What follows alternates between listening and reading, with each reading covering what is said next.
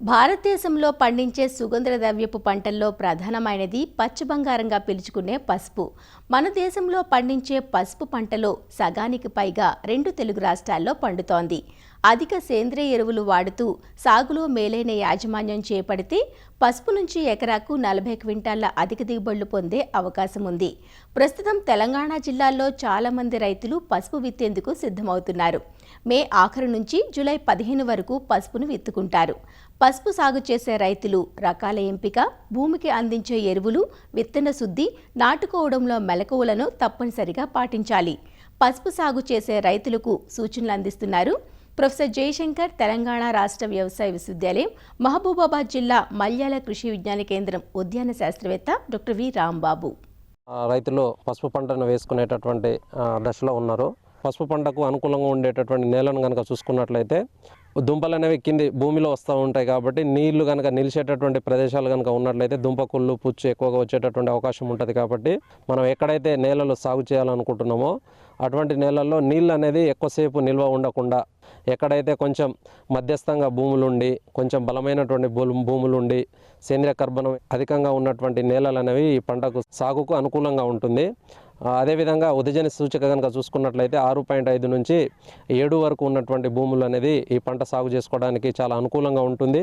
చౌడు భూములు కానీ, ఆమ్ల భూములు కానీ, క్షార భూములు కానీ ఈ పంట సాగుకు అనుకూలంగా ఉండవు. కాబట్టి రైతులు ఖచ్చితంగా మన భూమిలో కనుక సేంద్రియ కర్బనం ఎక్కువగా ఉండే విధంగా మనం జాగ్రత్తలు తీసుకున్నట్లయితే మంచి దిగుబడి తీసుకోవడానికి అవకాశం ఉంటుంది. మనం రకాల గురించి మాట్లాడుకున్నట్లయితే పసుపు సాగులో మనకు 3 కాల పరిమితి ఉన్నటువంటి రకాలు ఉన్నాయి. స్వల్పకాలిక రకాలు వచ్చేసి మన పంట 6 నుంచి 7 నెలల్లో పూర్తవుతూ ఉంటుంది. అదేవిధంగా మధ్యకాలిక రకాలు వచ్చేసి మనకు 8 నెలల్లో పంట పూర్తవుతుంది. అదేవిధంగా దీర్ఘకాలిక రకాలు కనుక చూసుకున్నట్లయితే మనకు పంట వచ్చేసి 8 నుంచి 9 నెలల్లో పూర్తవుతూ ఉంటుంది. స్వల్పకాలిక రకాల్లో కనుక చూసుకున్నట్లయితే ACC 48 కానీ, ACC 79 కానీ, రాజేంద్ర సోనాలి కానీ, రాజేంద్ర సోనియా వంటి రకాలు మనకు 7 నెలల కాలంలోనే పంట పూర్తవుతూ ఉంటుంది. మధ్యకాలిక రకాల్లో కనుక చూసుకున్నట్లయితే కృష్ణ కానీ, కేసరి కానీ, లేదంటే అమృతపాణి వంటి రకాలు ఉన్నాయి. అదేవిధంగా దీర్ఘకాలిక రకాలు కనుక చూసుకున్నట్లయితే సేలం అనే రకం ఎక్కువగా వేస్తూ ఉంటారు రైతులు. దాంతోపాటు ఎర్రగుంటూరు, అదేవిధంగా మైదుకూరు, తర్వాత దుగ్గిరాల ఎరుపు, దుగ్గిరాల తెలుపు, ఆర్మూరు ఇటువంటి రకాలు చాలా ఎక్కువ మోతాదులో వేస్తూ ఉంటారు.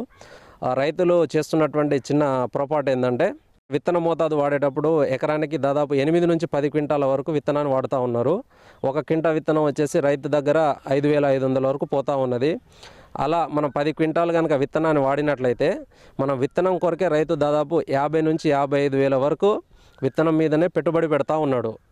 సో దీంట్లో కొంచెం మెలకు కనుక పాటించినట్లయితే ఈ సగం ఖర్చును తగ్గించుకునేటటువంటి అవకాశం ఉంటుందండి. రైతులకు ఉన్నటువంటి అపోహ, వాళ్ళకు ఉండేటటువంటి డౌట్ ఏంటంటే బాగా దొడ్డుగా ఉన్నటువంటి కొమ్మలే కనుక వేసుకున్నట్లయితేనే వాళ్ళకి దుంప అనేది మంచిగా ఊరుతుందని వాళ్ళ అపోహలో ఉంటారు. అలా కాకుండా మనకు బాగా కొంచెం దొడ్డుగా ఉన్నటువంటి కొమ్మల్ని చిన్న చిన్న ముక్కలుగా చేసుకొని ప్రతి ముక్కలో 2 లేదా 3 కనుపులు ఉండే విధంగా ముక్కలు చేసుకొని కనుక వేసుకున్నట్లయితే మనకు దాదాపు ఎకరానికి 4 నుంచి 5 క్వింటాల విత్తనమే సరిపోతూ ఉంటుంది. దాని ద్వారా ఏంటంటే సగానికి సగం పెట్టుబడి విత్తనం మీదనే తగ్గించుకునేటటువంటి అవకాశం ఉంటుంది. దీని ద్వారా మనకు పంట దిగుబడి మీద ఎటువంటి ప్రభావం ఉండదండి. విత్తన శుద్ధిని కనుక పాటించినట్లయితే చాలా రకాల చీడలు కానీ, పీడలను కానీ మనం తొలగించుకోవచ్చు. ఏదైనా ఒక డ్రమ్లో కానీ మన విత్తనం మన మునిగేంత వరకు సదుపాయం చేసుకోవాలి. రెడోమిల్ MZ అయితే 2.5 గ్రాములు లీటర్ నీటికి, లేదంటే కార్బెండిజం ప్లస్ మ్యాంకోజెబ్ ఉన్నటువంటి శిలీంద్రనాశిని అయితే 3 గ్రాములు లీటర్ నీటికి, లేదంటే కార్బెండిజం వచ్చేసి 1 గ్రాము లీటర్ నీటికి, లేదంటే మ్యాంకోజెబ్ 2 గ్రాములు లీటర్ నీటికి కలుపుకొని దానితో పాటు ఏదైనా ఒక కీటకనాశిని మోనోక్రోటోఫాస్ అయితే 1.5 మిల్లీలీటర్లు లీటర్ నీటికి, లేదంటే క్లోరోపైరిఫాస్ 2 మిల్లీలీటర్లు లీటర్ నీటికి, లేదంటే ఇమిడాక్లోప్రిడ్ వచ్చేసి 0.3 మిల్లీలీటర్లు లీటర్ నీటికి కనుక కలుపుకున్నటువంటి ద్రావణంలో ఒక 25 నుంచి 30 నిమిషాలు నానబెట్టుకోవాలి. సో ఇలా నానబెట్టినటువంటి విత్తనాన్ని తర్వాత తీసేసి ఏదైనా ఒక నీడగా ఉన్నటువంటి ప్రదేశంలో ఆరబెట్టుకోవాలి. మనకు వీలైతే ట్రైకోడర్మా లాంటివి కనుక అందుబాటులో ఉంటే ఒక 2 కిలోలు ఈ విత్తనం శుద్ధి చేసుకున్నటువంటి విత్తనం మీద పట్టించి కనుక మన విత్తనాన్ని నాటుకున్నట్లయితే మన విత్తనం ద్వారా సంక్రమించేటటువంటి చీడపీడలు కానీ, తెగుళ్ళు కానీ చాలా వరకు కంట్రోల్ చేసుకునేటటువంటి అవకాశం ఉంటుందండి. తర్వాత వచ్చేసి మనం నాటుకునేటటువంటి పద్ధతులు కనుక చూసుకున్నట్లయితే రైతులు సాధారణంగా నాగలిసాల పద్ధతిలో నాటుకుంటూ ఉంటారు. ఈ పద్ధతిలో కనుక నాటుకున్నట్లయితే కొంచెం దుంపలు అనేవి మనకు కావాల్సినంత సైజుకి ఊరవండి. దాంతోపాటు దుంప కుళ్ళు కానీ పుచ్చు కానీ వచ్చేటటువంటి అవకాశం ఎక్కువ ఉంటుంది. అదేవిధంగా రెండో పద్ధతి వచ్చేసి బోదెసాల పద్ధతి అని చెప్తూ ఉంటాము. మనం బోదెసాల పద్ధతిలో ఒక్కొక్క బోదెకు వచ్చేసి 45 సెంటీమీటర్ల దూరంలో తయారు చేసుకుంటూ ఉంటారు. ఆ బోదె మీద మనం 20 సెంటీమీటర్ల దూరంలో ఒక్కొక్క విత్తనాన్ని నాటుకుంటూ పోతాం. కాబట్టి దీంట్లో కొంచెం నాగలి సార్ల కంటే కొంచెం దుంపలు ఎక్కువ ఊరేటటువంటి అవకాశం ఎక్కువ ఉంటుంది. దాంతోపాటు దుంప కుళ్ళు కానీ పుచ్చు కానీ వచ్చేటటువంటి అవకాశం కొంచెం తక్కువ ఉంటుంది.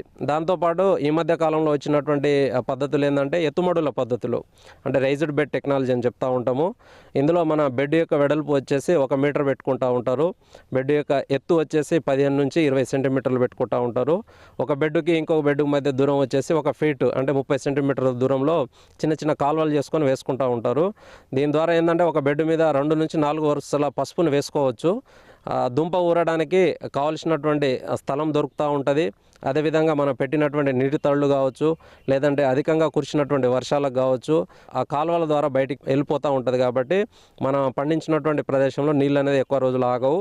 తద్వారా మనకు దుంప కుళ్ళు కానీ పుచ్చు కానీ వచ్చేటటువంటి అవకాశం అసలే ఉండదు. ఎక్కడైతే రైతులకి బిందు సేద్యం సౌకర్యం ఉన్నదో అక్కడ వీలైనంత వరకు ఈ ఎత్తుమడుల పద్ధతిలో కనుక పసుపును సాగు చేసినట్లయితే 20 నుంచి 25% దిగుబడి అధికంగా వచ్చేటటువంటి అవకాశం ఉంటుంది. కలుపు యాజమాన్యం కనుక చూసుకున్నట్లయితే విత్తనం నాటిన 2-3 రోజుల లోపు పెండి మితాలిన్ అయితే 1.5 లీటర్లు 200 లీటర్ నీటిలో కలుపుకొని, లేదంటే అట్రజిన్ అనే మందు 1 లీటరు 200 లీటర్ల నీటికి 1 ఎకరానికి పిచికారీ చేసుకోవచ్చు. పసుపు మొలిసిన తర్వాత కలుపును కనుక యాజమాన్యం చేయాలనుకుంటే దాదాపు మన చేతులతోటే తీసుకోవాల్సినటువంటి అవసరం ఉంటుంది. ఏక పంటగా వేసినప్పుడు అయితే ఆ గడ్డి జాతి మొక్కల్ని కనుక నిర్మూలించాలనుకుంటే క్విజెలోఫాఫ్ ఇథైల్ అనే మందు 400 మిల్లీలీటర్ నుంచి 500 మిల్లీలీటర్లు 200 లీటర్ నీటిలో కలుపుకొని 1 ఎకరానికి పిచికారీ చేసినట్లయితే కొంతవరకు గడ్డి జాతి మొక్కల్ని కొంతవరకు నివారించుకునేటటువంటి అవకాశం ఉంటుంది. పసుపు పంటలో కనుక అంతర పంటలను కనుక చూసుకున్నట్లయితే ఆ మొక్కజొన్న పంటను అంతర పంటగా సాగు చేస్తూ ఉంటారు.